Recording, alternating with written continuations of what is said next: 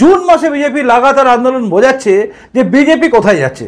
আসলে আমার মনে হয় এই যে অপারেশন সিঁদুর হলো না, তাতে শুধুমাত্র ভারতীয় সেনাবাহিনী বা ভারতীয় মানুষ যারা দেশকে ভালোবাসে তারা শুধু নয়, ভারতীয় জনতা পার্টিটাও যেন উদ্বুদ্ধ হয়ে পড়েছে।